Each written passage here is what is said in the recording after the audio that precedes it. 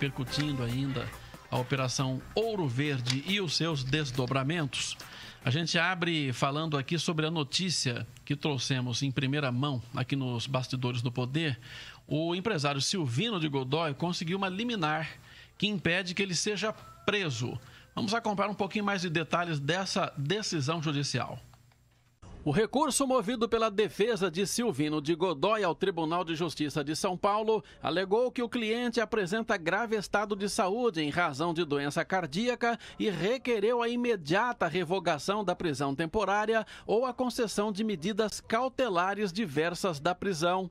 Na sentença, o magistrado entendeu que deu razão ao grave e instável estado de saúde do paciente e, para evitar irresponsáveis problemas que possam advir desta situação, é o caso de substituição de sua prisão temporária, segregação processual, assim como prisão preventiva, pelas medidas cautelares, como o comparecimento mensal em juízo, proibição de ausentar-se da comarca e recolhimento domiciliar no período noturno e nos dias de folga, inclusive com a entrega de seu passaporte e a proibição de manter contato com os demais acusados ou investigados.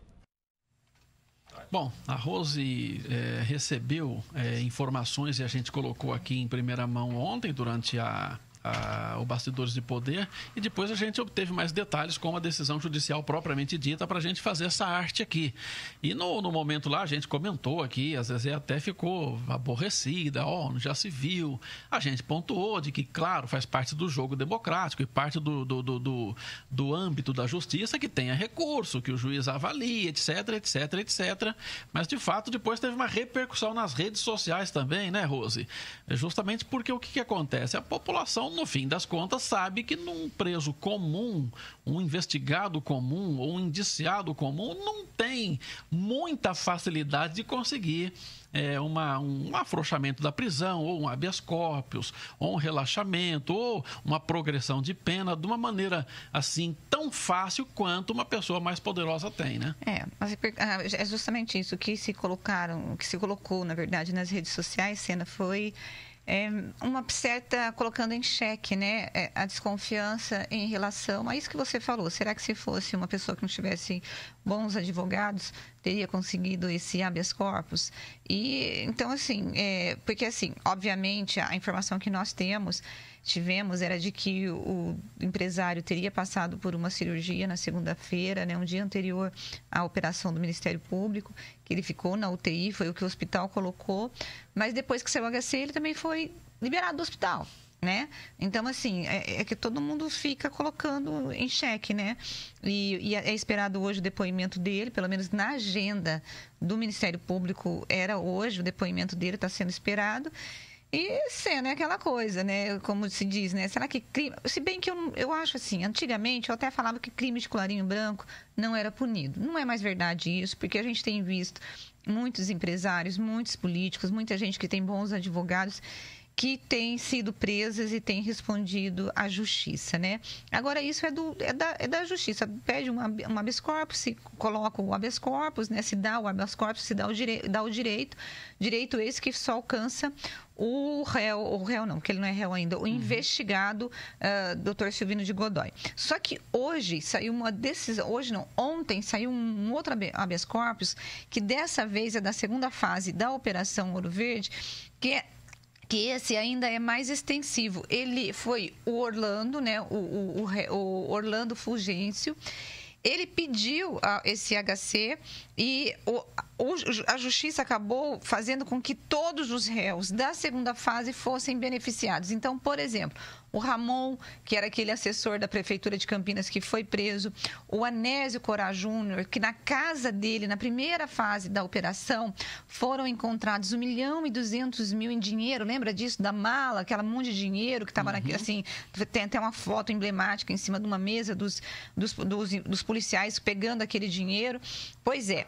Ao beneficiar o investigado Orlando, esse HC acabou beneficiando todos os outros presos da segunda fase da Operação Ouro Verde. Então, ontem à noite, saíram da prisão, na verdade, o próprio Orlando, que pediu esse HC, e o médico Oswaldo Perez Neto, que trabalhava no Ouro Verde.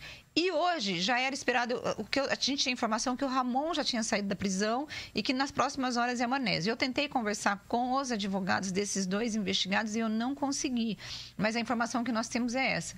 Ou seja, a justiça aí soltando o pessoal que está sendo investigado nessa Operação Ouro Verde, que investiga um desvio de pelo menos, gente, 7 milhões de reais do Hospital Ouro Verde. Na primeira fase, Sena, os promotores diziam que o desvio eram de 4 milhões.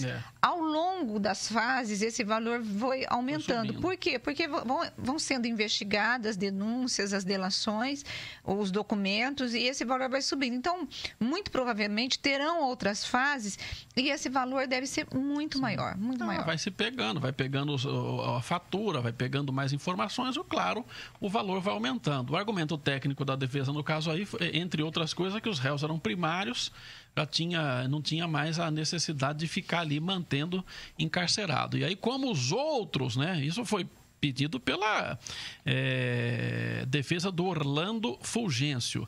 Depois, como o juiz entendeu que os outros presos na mesma fase tinham isonomia, estavam na mesma situação, estendeu-se também. Inclusive, dizem, né, que o Fernando Vitor também possa ser beneficiado por essa decisão. Ele vai ser beneficiado por essa decisão, mas por que ele não vai ser solto como os outros réus? Porque ele já foi preso na primeira fase da Operação Ouro Verde, ou seja, esse habeas corpus, ele se restringe à ação da segunda fase. Então, dentro da segunda fase, ele já estaria solto.